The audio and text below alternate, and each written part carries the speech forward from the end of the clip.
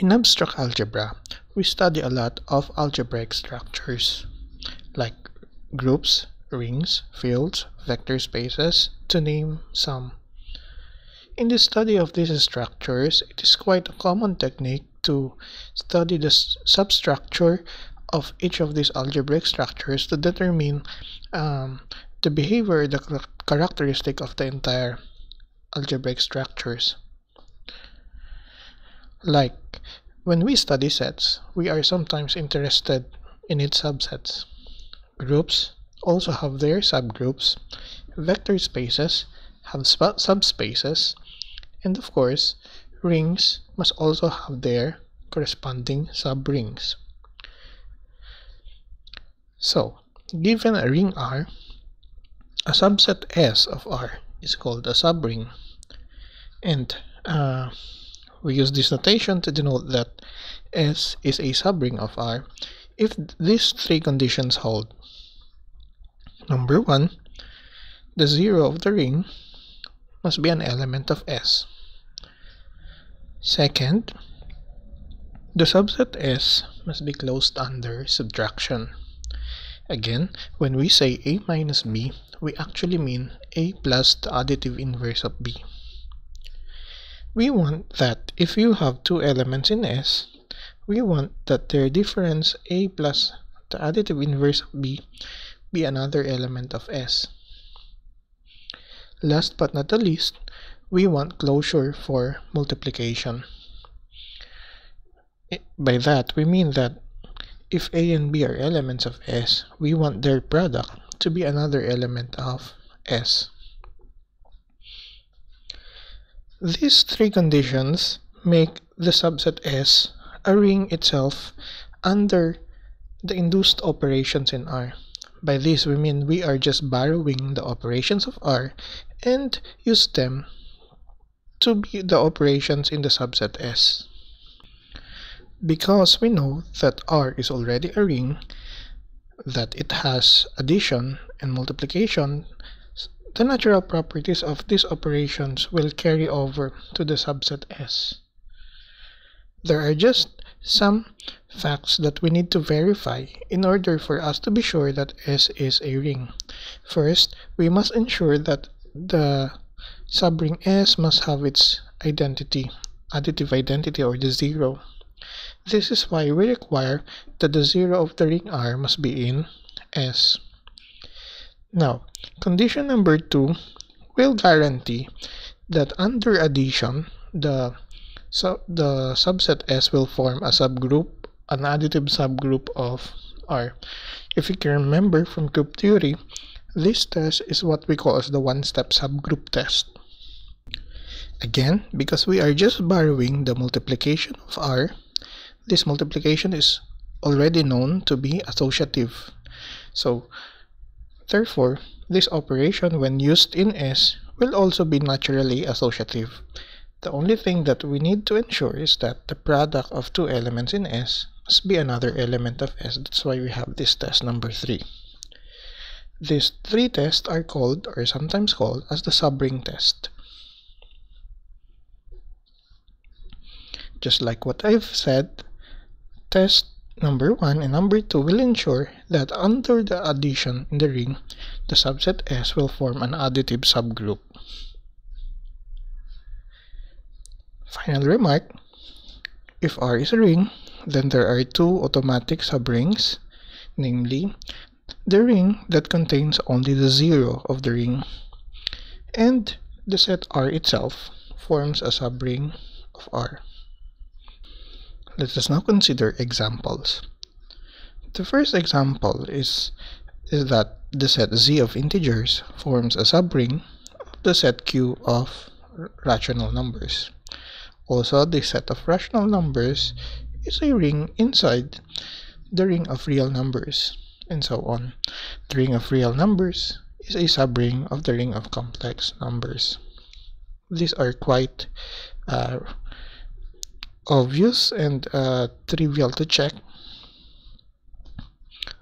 Let's consider another example. Consider the set denoted by Z square bracket square root of 2, and this set contains elements of the form a plus b square root of 2, where a and b are integers. For example, the element 2 plus 3 square root of 2 is an element of z square bracket square root of 2. While on the other hand, 1 plus the square root of 2 over 3 is not an element of z square bracket square root of 2.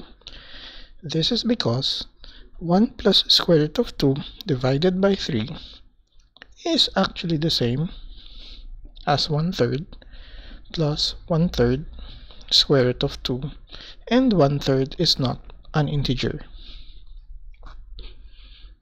Okay, so in order to prove that this forms a subring of R, we have to perform the subring test.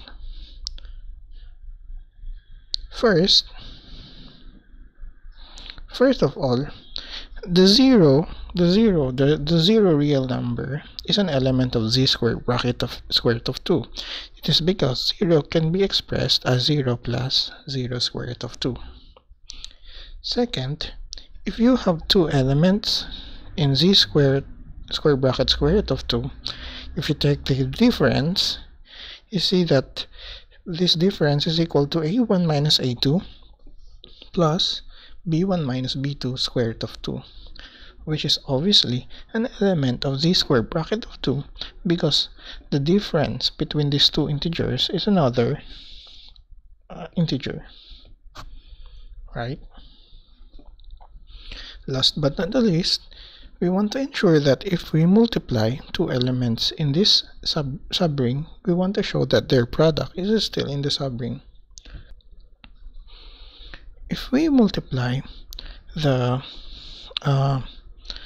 elements a1 plus b1 square root of 2 times a2 plus b2 square root of 2, then according to what we have learned in elementary algebra, we could actually use the FOIL method. So we could multiply this, the first terms, the outside terms, the inner terms, and the last terms. Upon simplifying, one can see that the product equals this expression. As you can see, because a1, b1, a2, b2 are integers, then these combinations will form integers. And therefore, the resulting product is in z square bracket square root of 2.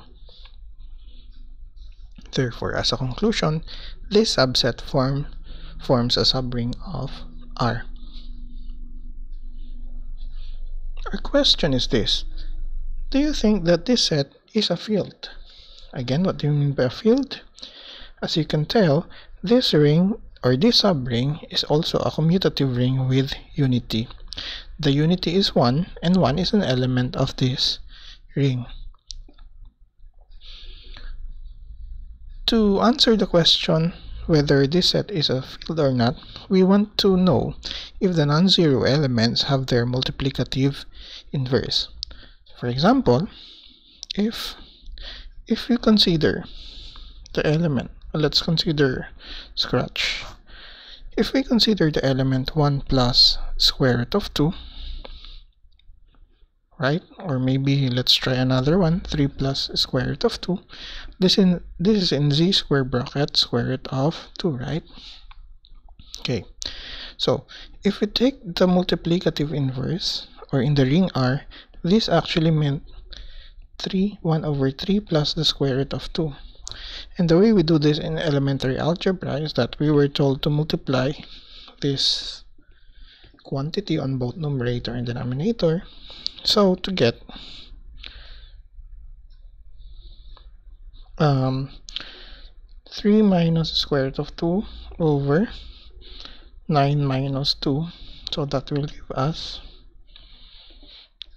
3 minus square root of 2 over 7. When you simplify, this is actually 3 over 7 minus 1 over 7 square root of 2, which is obviously not an element of z square bracket square root of 2. Therefore, 3 plus square root of 2 as a real number has a multiplicative inverse.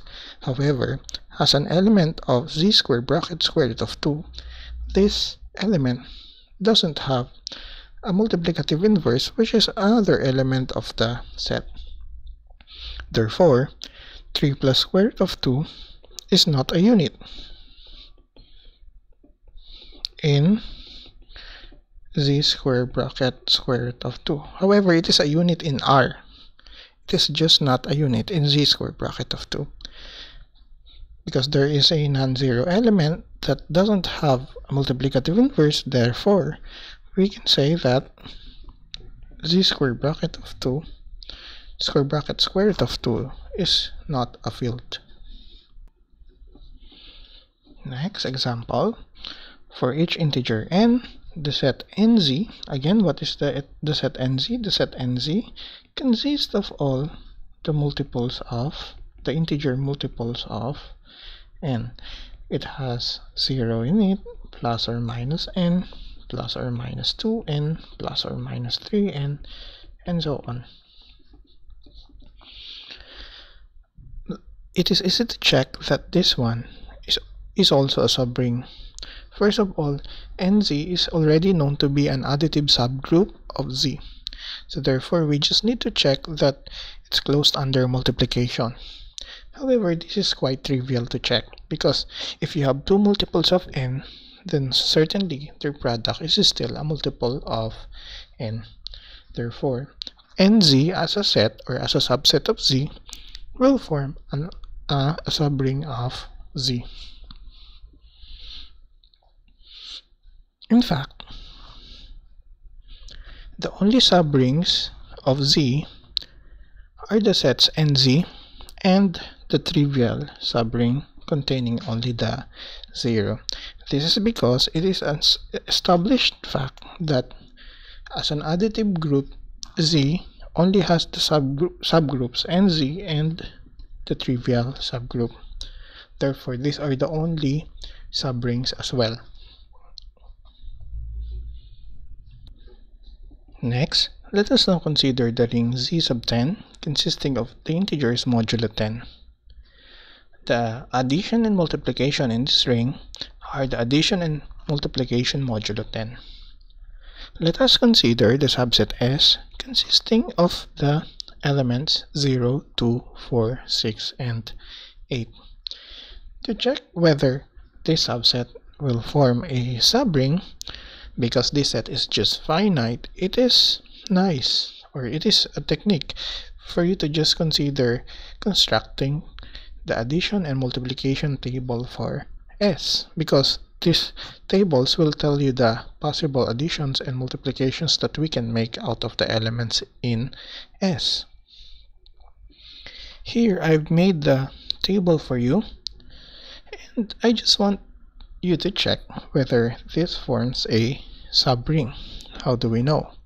First, is S a subgroup of z sub 10 under addition? To answer that question, you just need to look at the first table. As you can tell, this actually formed a subgroup because first of all, this is closed under the addition. Second, the additive inverse of each one of these, for example, the additive inverse of 0 is 0, additive inverse of 2 is 8, the additive inverse of 4 is 6, the additive inverse of 6 is 4, and the additive inverse of 8 is 2. Therefore, this really is an additive subgroup of z sub 10. Therefore, we only need to make sure that this is also closed under the multiplication. But by looking at the multiplication table, one observes that the possible products when you combine two elements or when you multiply two elements from S is again another element of S. Wala naman lumalabas dito na other elements aside from the elements in S. Therefore, it's closed under multiplication. And in fact, S is really a subring of z sub 10. Now, take note that the ring z sub 10 is actually a commutative ring with unity. And the unity for z sub 10 is the element 1, which is not present in S. Question is, do we have a unity for S? I want you to pause this video and think about this question. And when you have an answer and you're ready to hear the answer, you can play again. Okay. Naturally, it is very tempting to think that because the unity 1 of Z sub 10 is not present in S, it is natural to think that S doesn't have a unity. But actually, when you look at the element 6, for example, when you look at the element 6, you see that if I multiply anything to 6, let's say 0 times 6 is 0, 2 times 6 is 2, because we're working modulo 10, 4 times 6 is 4, 6 times 6 is 6, 8 times 6 is 8. So we have observed that for all A in S, if I multiply A by 6, I still get A. Therefore, S has a unity. So the unity is 6. At first, this is kind of weird because the unity of the mother ring is not inherited by S. In fact, the unity of a subring may be different or may be completely different from the unity of the mother ring. And this is one of the features of subring that is not quite natural, because we know that if you have an algebraic structures and you have a substructure, we want the properties of the mother groups to be inherited by the substructures. But in this case, the unity is not automatically inherited to the subrings.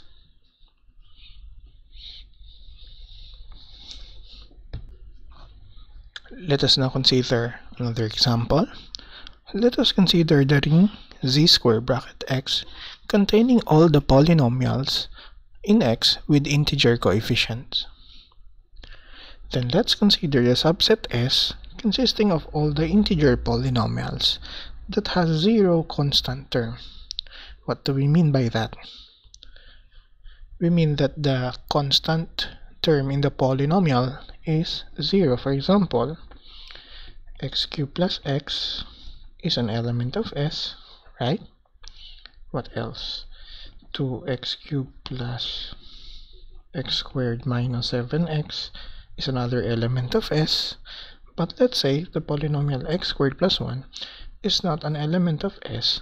This is because the constant term is 1 and 1 is not 0.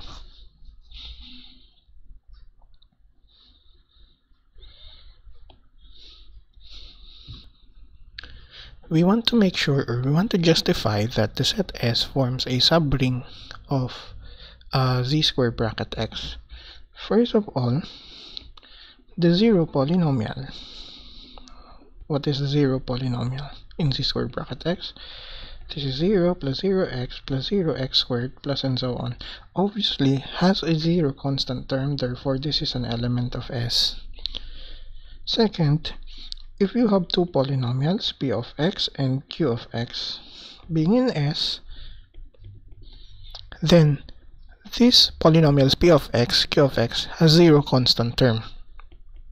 As you can see, when you subtract these polynomials, the constant term of the difference remains to be 0, because you just subtract 0 minus 0, or you subtract the constant terms of p of x minus the constant term of q of x. So you also get 0, therefore this difference can be ensured to be another element of S. Last but not the least, if, let's say, if p of x and q of x is in S and a0, b0 are, let's say, the constant terms of p of x and q of x respectively, Then, because they are in S, we know that A0 and B0 are both 0. If we multiply P of x times Q of x, the constant term of the product P of x, Q of x, by definition of polynomial multiplication, will just be the product A0, B0, which is of course 0 times 0, and therefore this is also 0. Therefore, we can say that P of x times Q of x is another element of S. Do you get that? Therefore, S is a subring of Z square bracket X.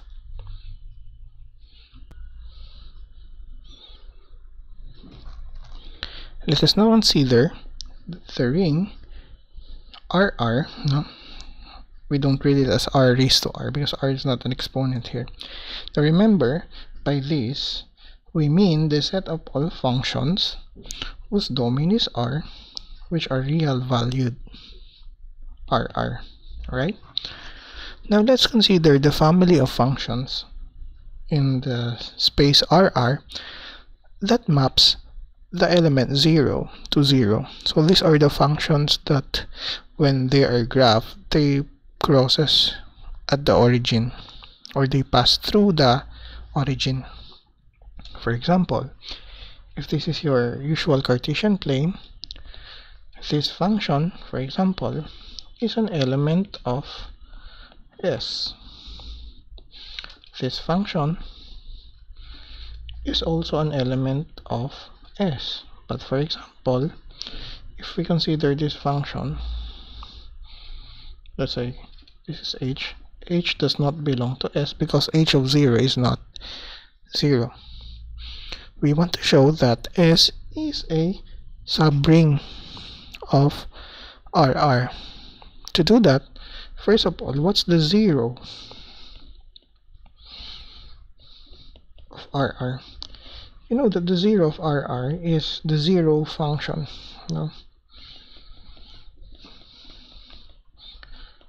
The 0 function naturally zeroes out all the inputs. Therefore, in particular, the 0 function, when you evaluate it at 0, in particular that's 0. Therefore, the 0 function is another element of S.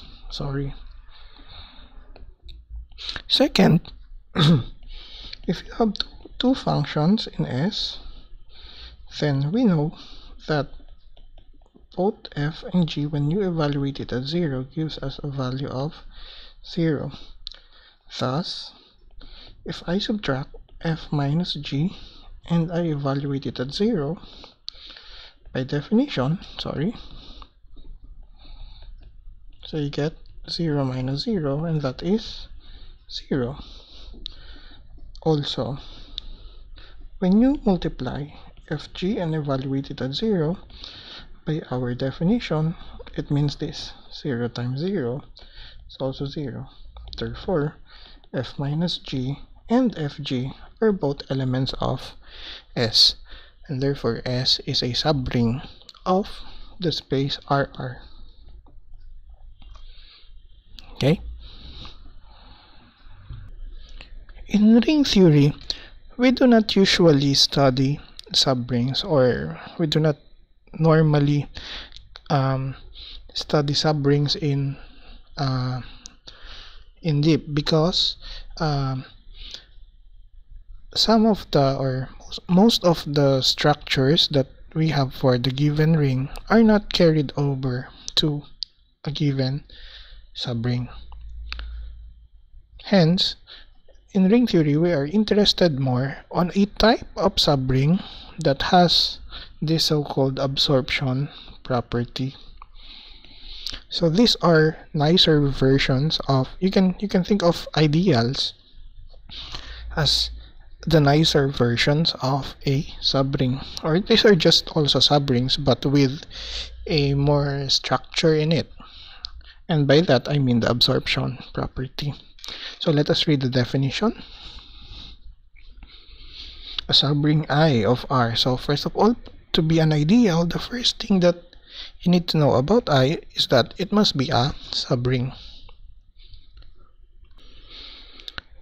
So a subring I of R is called an ideal of R if I has the absorption property. What do you mean by the absorption property? It meant to say that if you get any element of I, the ideal, you multiply any element of the ring, both AR and RA, for that matter, will be absorbed inside I. So it's like saying that if one gets a multiple or an element of I, and you get an arbitrary element of the ring, the product is certainly inside I. The definition of the ideal, or the word ideal, actually came from, or is a generalization of the subring NZ of the integers. Let's say n is 2, so we have the subring 2z, and 2z contains all the even integers, right? As you can see, if you multiply any integer by an even integer, the resulting product is another even integer. That makes nz, or 2z in this case, an example of an ideal because it absorbs elements when elements gets multiplied to an element of it. Do you understand that? Okay, so let us give an examples, but before that, let me introduce a notation.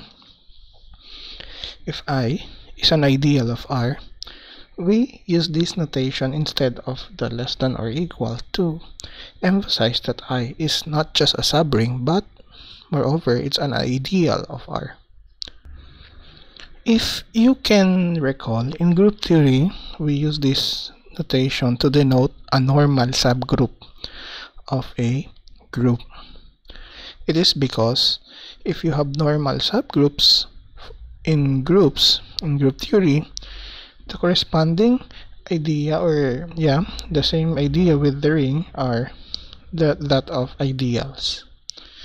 It's like saying that normal subgroups, like subgroups is to groups, subrings to rings, normal subgroups is to groups, while ideals is to rings.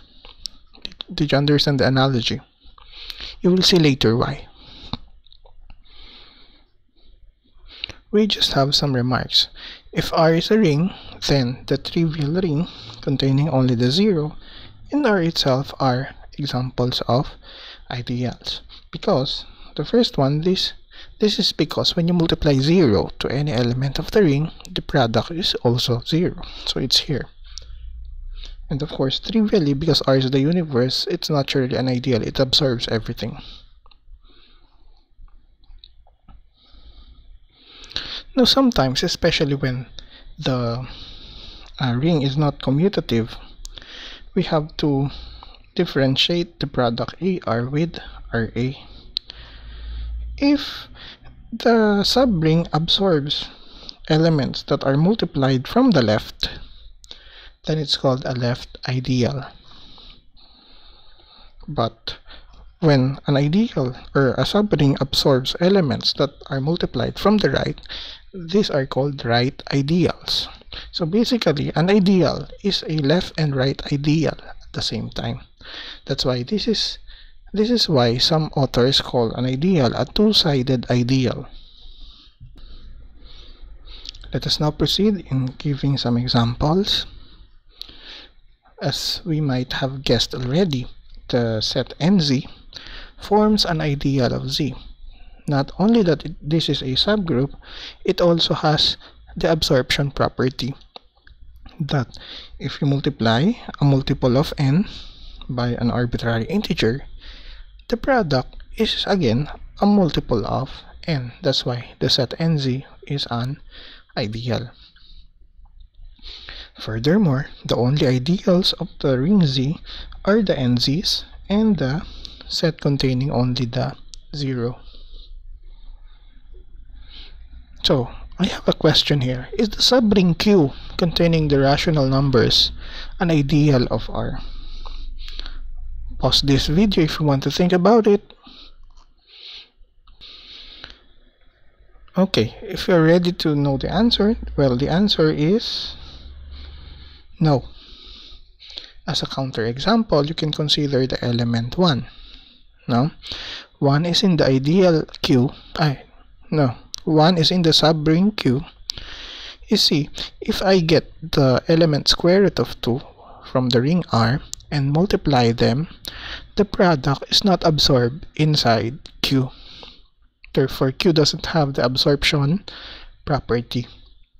So Q is only a subring of R but not an ideal. So right away we saw that not every subring will be guaranteed to be an ideal. So this is very natural, because the definition of an ideal is quite stricter. Another example, do you think that this subring Z square bracket square root of 2 an ideal of R? So you may pause this video again and think about it. If you want to know the answer, then play. Okay, again the answer is no. Because if you take the element 1 plus the square root of 2, for example, and I take the element square root of 3, which is in R, and multiply them together, the resulting product is not retained in the, or it's not absorbed in the subring. Therefore, this subring doesn't have the absorption property because we have a counterexample. Therefore, this is not an ideal of R.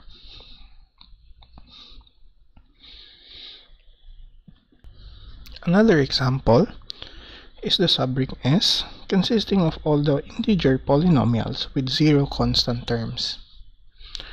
Do you think that this is an ideal of Z square bracket X? Well, we will answer this one by one. So let's see. First of all, we know that it's already what? We all know that it's already a subring. So we only need to know if it has the absorption property. To check the absorption property, we just need to take an element of S and take an arbitrary element of Z square bracket X, multiply them together. We want to ensure, if we want this to be an ideal, we want to ensure that the product is still in S. So let's take the polynomial P of X in S. So basically the constant term here is 0. Okay? And the f of x, which is an arbitrary element of Z square bracket X. Take note that here the constant term may not be equal to 0. Then, as what I've said, the constant term of the polynomial P is 0. So, if I multiply, right? If I multiply P of X, F of X, I get some polynomial with coefficients Ci. Take note that by the definition of multiplication, the constant term Z0 is just the product of the constant terms of P and F, which is A0 times B0. Because A0 is 0, no matter what B0 is, the product remains to be 0.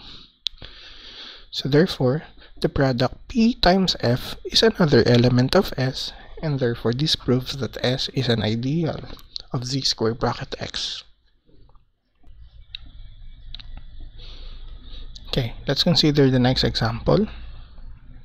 Consider the subring S consisting of all functions f in RR that maps 0 to 0.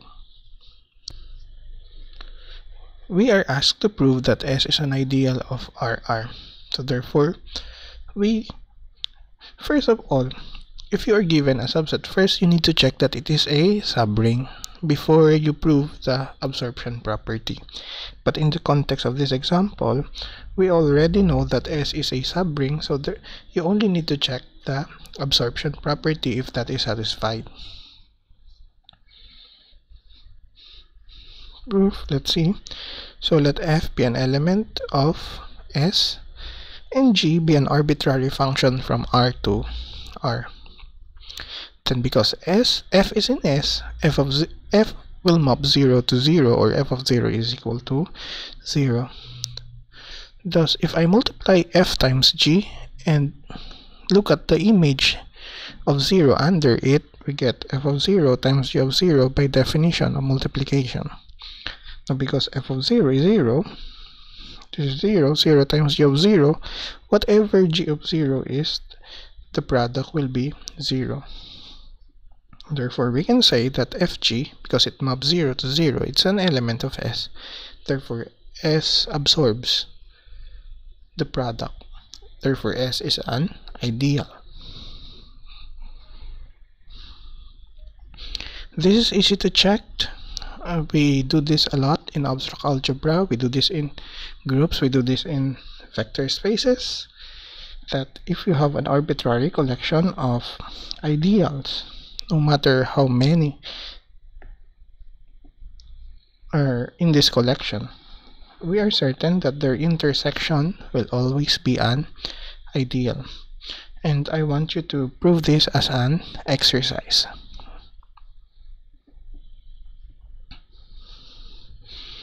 Take note, however, that if you have ideals I and j of R, then the union I union j may not be an ideal. So,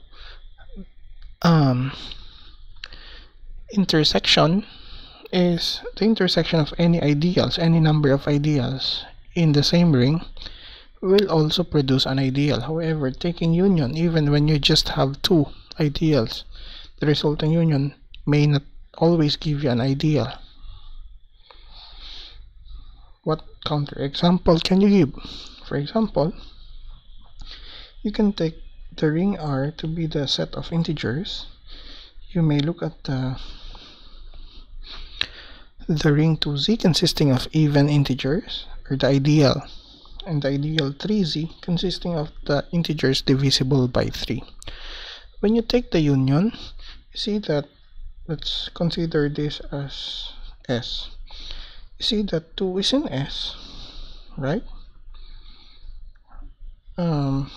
Why is this not an ideal? 3 is in S. It's not even closed under addition, so there's no chance that S is a subring. It's not even a subring, so it will not be an ideal as well. S is not even a subring because it's not closed under addition, right? So here we are given two ideals I and j. Given two ideals, we can add and multiply ideals. What do we mean by that? What do we mean by the sum I plus j of ideals I and j? Because these are sets, the sum I plus j is the set of all sums of the form R plus S, where R comes from I and S comes from j. On the other hand, the product ij consists of all finite sums of products where the first element comes from I and the second element comes from j, just like so. Okay, here each of the ri's are in I and each of the si's are in j, and n here can vary from 1, 2, 3, 4, 5 and so on. Okay,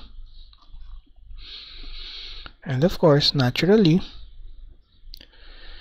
the reason why I've introduced these definitions to you, because given two ideals, you can construct more ideals out of them, because we are certain that the sum and product I plus j and ij will be ideals as well, if I and j are known ideals.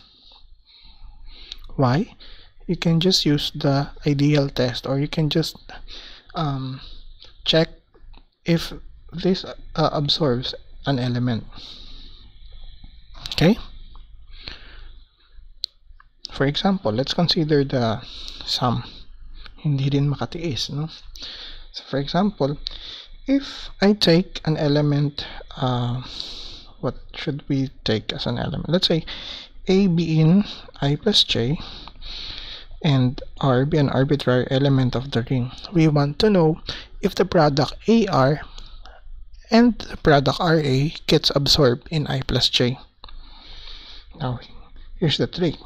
If A is in I plus J, then by definition, I can split A into a sum, say B plus C, where B is in I and C is in J, correct? Now, if I multiply RA, I get R times B plus C. By the distributive property in the ring, this is equal to R times B plus R times C.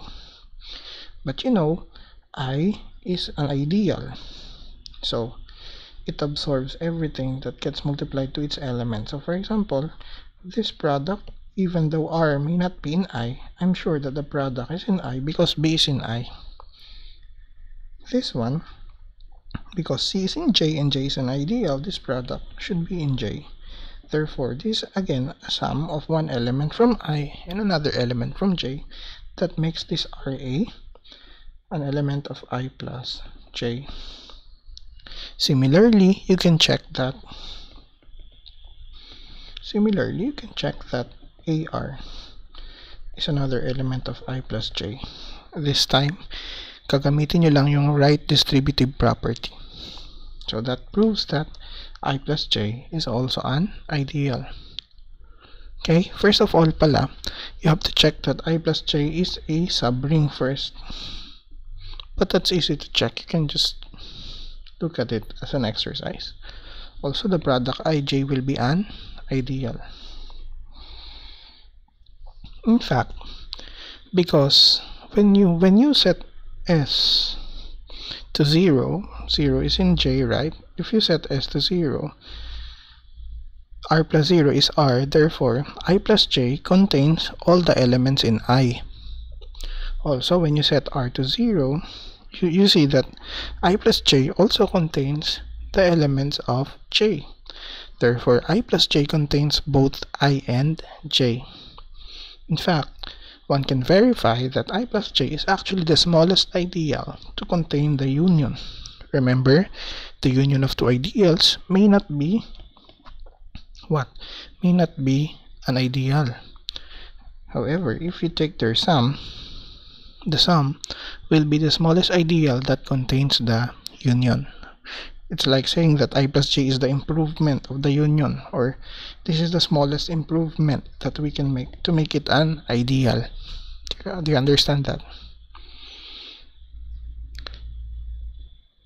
And last remark, IJ can be found inside the intersection. Why is that so? The reason is like, for example, the elements of IJ, the product IJ, consists of some of this form, right? Each of these are elements of I, right? So because I is an ideal, if you multiply any element to it, it will be an element of I once again. So all of these are elements of I. Therefore, because I is a subring, this sum will be another element of I. So therefore, all the elements of this form are in I. At the same time, because each of the S are elements of J, and J is an ideal as well, these products are also elements of J. Sums of elements in J, because J is a subring, will be another element of J. Therefore, every element of IJ is an element of I, at the same time an element of J. Therefore, every element of IJ is an element of the intersection. As an illustration, you can consider this diagram. These are the given subrings, ideals, I and J. When you take the sum, you get something that contains both I and J. When you take the intersection, you get something that is contained in both I and J. And when you multiply I times J, you get something that is inside the intersection. You can look at this diagram to remember. Let us consider a particular example. For example, the ring Z. Let's say I is the ring for Z and J is the ring 6Z. Again, I contains the multiples of 4, J contains the multiples of 6. What do you think is the ideal I plus J? Remember, this contains all the elements of the form 4K or 4R, let's say, plus the elements of the form 6S, where R and S are integers. So this contains the linear combinations of 4 and 6. From number theory, we know that the linear combinations of the multiples of 4 and 6, or the linear combinations of 4 and 6, is nothing but the set of multiples of the GCD of 4 and 6. In this case, this contains all the multiples of 2, right? So, like for example, 4 plus 6 is here, 4 plus 6 is 10, right? You can get 4 minus 6 as well is here. What else? 4 times 2 times 6. What else? 2 times 4 plus 3 times 6. All of these elements are in this sum. So what you get are the multiples of 2. Okay? Actually, the proof is using the Euclidean algorithm introduced in number theory.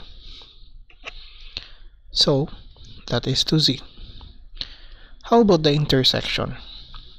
To get the intersection, for example, we list down the elements of 4Z. So these are 0, plus minus 4, plus minus 8, plus minus 12, plus minus 16, plus minus 20, and so on.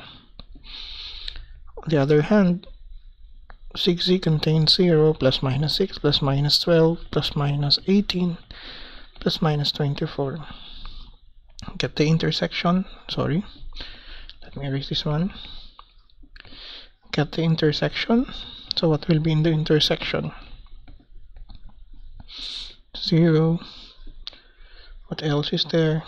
See? The next time that they will intersect is here. The next is plus minus 36, etc. So as you can see, the intersection is what? The ring 12Z.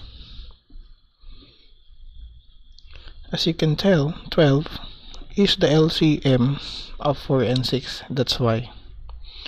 The other hand, 2 is the GCD of 4 and 6. Do you see that? Now, how about the product IJ?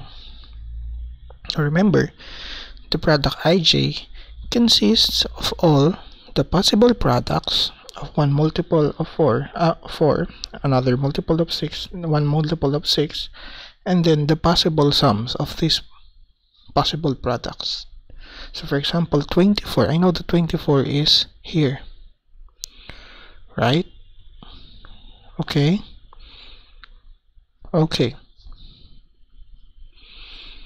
Question, can I get the element 12? Is 12 an element of IJ? Can I ever produce 12 by multiplying 4 and 6? No. Right?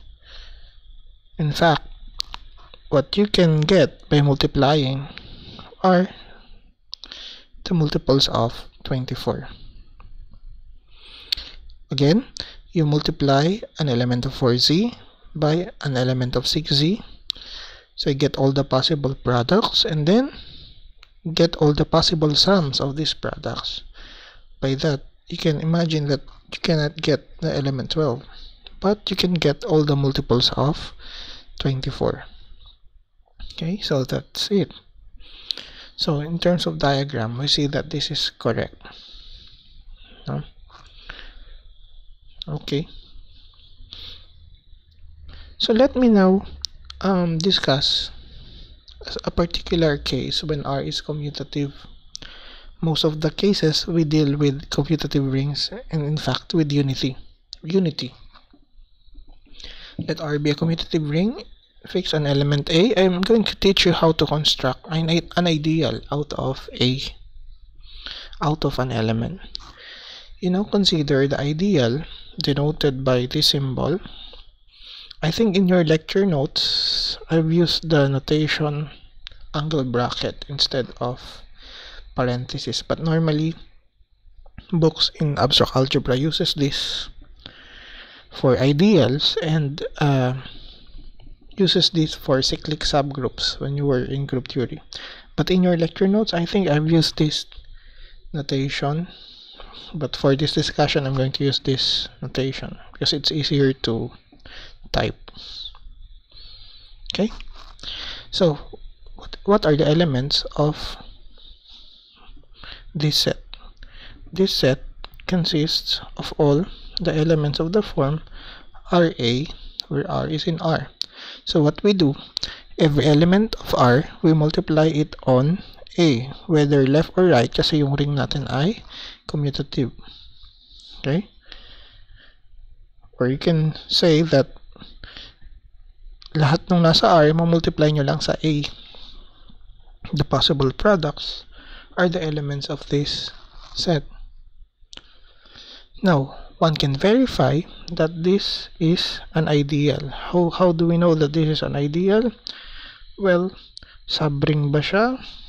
Tingnan natin. First of all, yung 0 ay talaga namang nandiyan kasi ang 0 ay 0 times A. Right? So, that's it. Second, if X and Y are elements of this set, then I can write X as R A, and I can write Y as SA. Lagay ko dito, where R and S are elements of R. You can think of the elements or actually as multiples. You can think of them as multiples of A. Ang laman nito, lahat lang ng mga multiples ng A, kung saan yung pinang-multiply mo ay elements ng R. Okay? We need to check for subtraction. So first, we need to show that this is a subgroup, a subring. RA minus SA, you see that this is R minus S times A. Ito yung nasa R lang naman din. Kaya ito yung nandun pa rin sa set na yan. Also, when you multiply XY, what do you get? You get RA SA, because the ring is commutative, I can make it RS A. Right?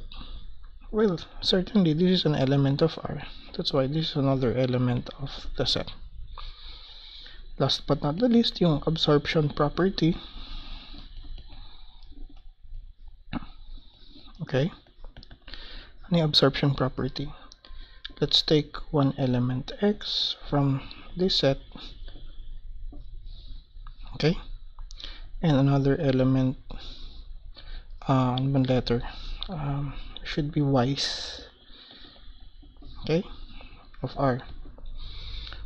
Ngayon, I can write X as a multiple of A. So let's say RA, where R is in R. Okay? So if I multiply now XS, whether right or left, it doesn't matter because the ring is commutative. If I multiply XS, then that I can get RA times S. Okay? But because the ring is commutative nga, you can write this as RS times A. So what we get is another multiple of A. That's why this is another element of the subset. That's why this proves that this is an ideal. This ideal is called as the principal ideal generated by A. Principal because you only needed one element to produce all the elements of this ideal, and generated by A because we use the element A to generate all the elements of this ideal. Ideals constructed this way are called principal ideals. Okay? More generally, if we use n elements from R, we can take, for example, the linear combinations of these elements, where the coefficients Ri's are coming from the ring. You can check as an exercise that this will also form an ideal of R, and this is called as the ideal generated by the elements A1, A2 up to AN. Nagkataon lang na yung nasa taas, isang element lang yung ginamit natin to produce the ideal, but in this case you can generalize to any number of elements. For example, in the ring Z, the principal ideal generated by 4, obviously yung mga multiples ng 4, 4Z. The principal ideal generated by 6 are the multiples, integer multiple of 6. These are the elements of 6Z. On the other hand, the ideal generated by 4 and 6 are the linear combinations of 4 and 6. And we know that is, it just so happened that in this example, this happened to be equal to 4Z plus 6Z, and we already know that that's 2Z. In the ring Z sub 12, on the other hand, the ideal generated by 4 are the multiples of 4, where the multipliers will come from Z sub 12. What are the elements of this? 0, 4, 8, and 12. Why? Because 4 times 0 is 0, 4 times 1 is 4, 4 times 2 is 8, 4 times 3 is 12, 4 times 4, what's 4 times 4? 4 times 4 is 16, but modulo 12, 4 ulit, dito ulit. 4 times 5 is 20, modulo 12, that's 8. 4 times 6 is 24, modulo 12, it's 0. 4 times 7, 28, modulo 12, 4. Oh, I think something is wrong here, sorry. 12 is not included because 12 is already 0, I'm sorry. This only has 0, 4, and 8. Okay? You can check one by one that these are all the possible multiples of 4 in Z sub 12. Yun lang. Bumabalik yung 12 dito. Erase natin. So what are the elements in the ideal generated by 6? If you multiply everyone by 6, because an element is either even or odd in Z sub 12, right? If the one that you multiply is an even one, you get a multiple of 12, therefore the product is 0. But if you multiply an odd one, the resulting product is a multiple of 6, therefore that is equal to 6 in Z sub 12.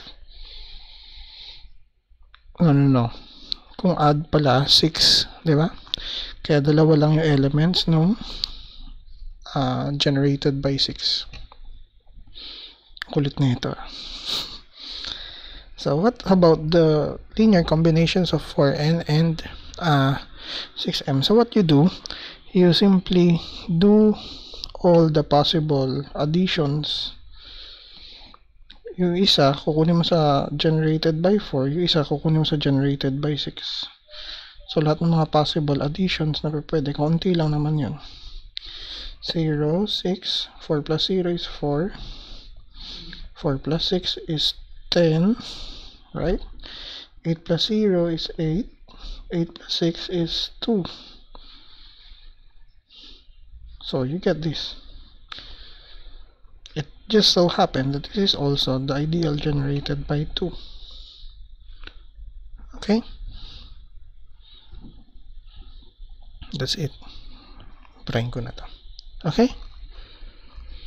Oh my gosh. Meron pa pala. How about the product? What do you think is the product? Ito yung mga multiples ng 4 times mga multiples ng 6. Every time you get a multiple of 12. Therefore, well, the only element in that product is 0. Okay? You can see, ganito ulit yung diagram. Mas marami yung 4. Parang ganito ulit. 4, 6. Yung intersection di natin kinuha, no? But the intersection, well, in this case, ang intersection ay 0 lang ang laman. Nagkataon yung intersection tsaka yung product are the same. Okay? In the ring Z square bracket X, the principal ideal generated by X are the multiples of X, where the multipliers are polynomials or arbitrary polynomials in Z square bracket X. As you can see, if you have an arbitrary polynomial, for example, x cubed plus 3x squared plus 5x plus 2, if that gets multiplied to x, you get this as an answer. What is the effect? The effect is that you get a polynomial which is a degree higher, but you see that the constant term is already missing. In fact, this is precisely the ideal consisting of the polynomials with 0 constant terms. You remember that? So that ideal is actually the ideal generated by the polynomial x. Okay? How about this one? How about the ideal generated by x and 5?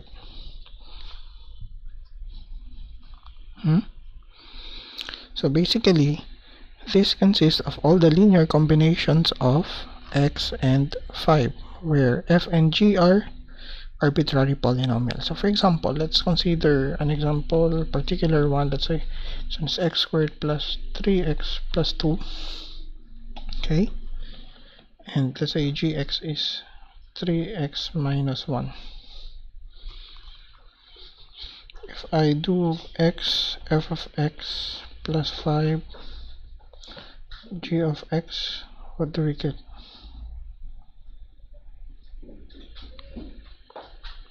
We get x times x squared plus 3x plus 2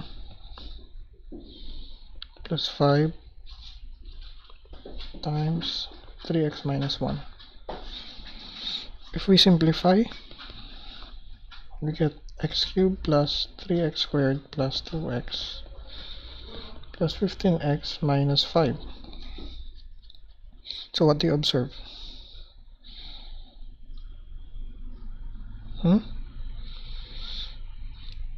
We can observe that in this part, the 0 or the constant term is 0.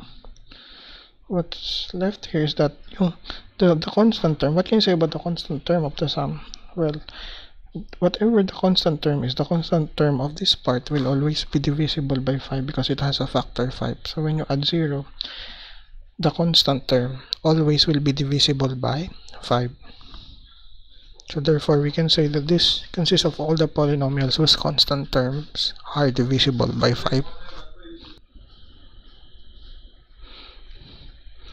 Let us now have the final theorem for this lecture. Okay, let's read the theorem. So let R be a ring with unity. So R here is not necessarily commutative, but for number 2 it's required.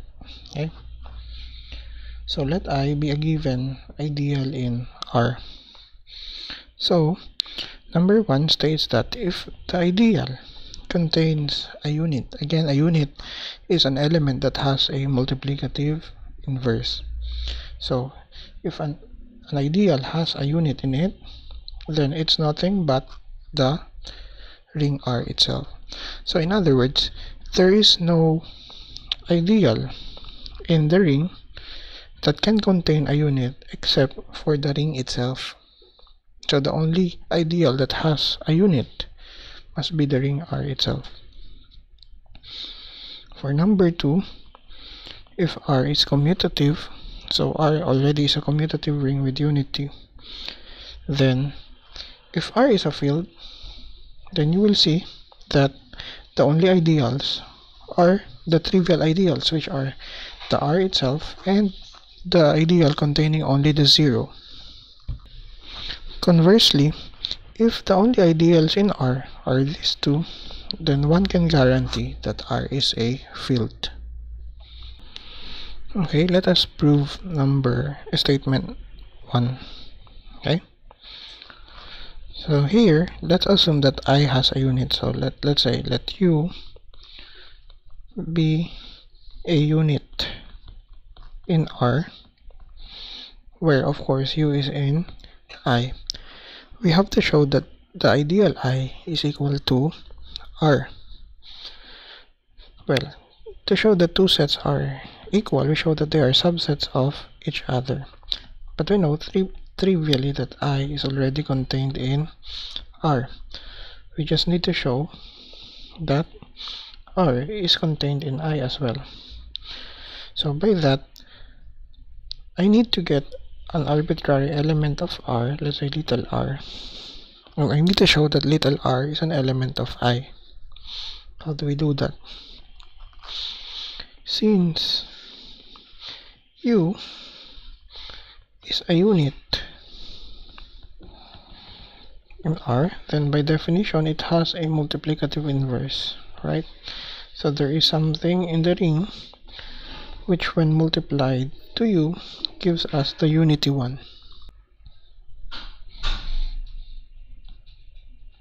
Thus, we know that we can write R as R times the unity 1. Now because UV is times 1, this can be expressed as R times UV. And by the associativity in the ring, this is RU times V.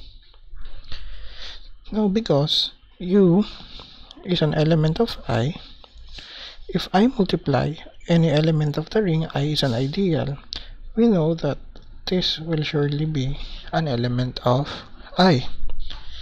And because again I is an ideal, if you multiply anything to it, you get another element in I. So therefore this is an element of I. As a conclusion, R is an element of I whenever R is in R. So this proves that R is a subset of I. So these inclusions together will conclude that I is equal to R as needed. Okay, so let us now prove statement number 2. So here we assume that R is a commutative ring with unity. Okay, so there are two parts of the proof. Okay, so let's prove this direction first. Suppose R is a field.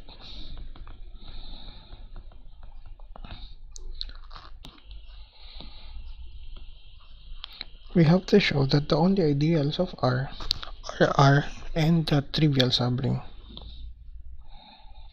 So to do this, we will let I be an ideal of R. We have to show that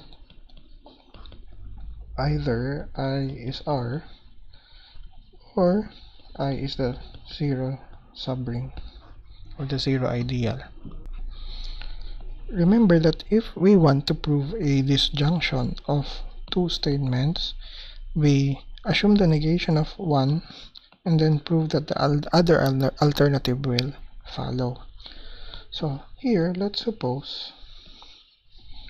just say that I is not the zero subring. So our intention is to prove that I is equal to R. So how do we do that?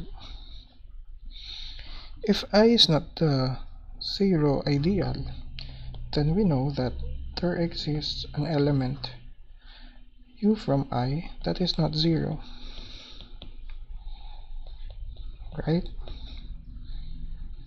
Right?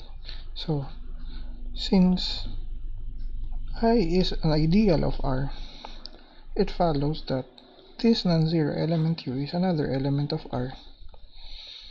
And because R is a field, non-zero elements are, well, units, it follows that U is a unit. Okay?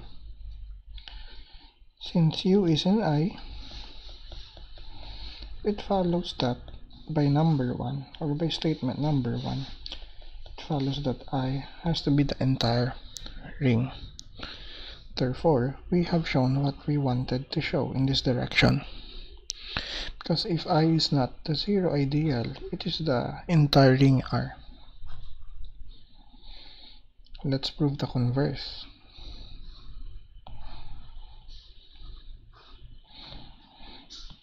So we are now in this direction.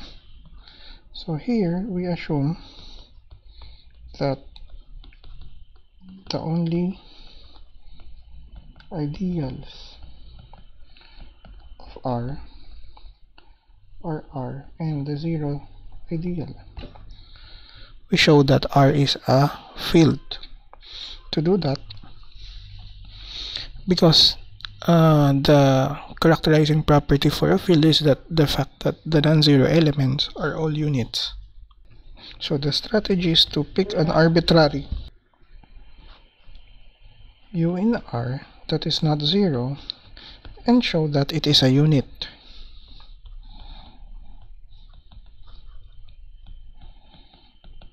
Okay, to prove that U is a unit, it amounts to find an element of the ring so that the product of U and that element is 1. Now, to prove that U is a unit, the trick is to consider the ideal I that is generated, or the principal ideal that is generated by U. And again, since U is a unit, it follows by number 1 that this ideal is actually the ring R. Okay? Oh, wrong. Let's erase this one, because we are going to show that U is a unit. We cannot assume that U is a unit here. Okay. So, what do we know about I at this point? Well, by assumption, the only ideals of I is R or the zero ideal. So we can say that either I is the zero subring or I is equal to R. But you know, this alternative cannot possibly happen because U is not zero. There is at least one non-zero element of this ideal. So therefore, this does not hold. Since U is not zero, I cannot be the zero subring, so therefore I is actually equal to R, right? So what follows is that the unity of the ring, which is 1, can be found in U because everything is contained in R. So therefore 1 itself can be found in the ideal generated by U. Remember that the ideal generated by U consists of all the multiples of U. So therefore we can conclude that 1 is a multiple of U. So there must be something from R so that 1 is equal to U times V. This means that U is a unit. In fact, its multiplicative inverse is that V, because their product is equal to 1. Because U is an arbitrary non-zero element from R, therefore, and we were able to show that it is a unit, that proves that R is a field. And this completes the proof.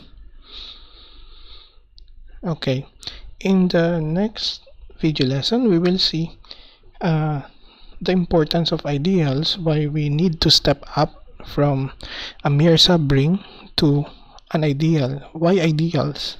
We will learn that in the next video.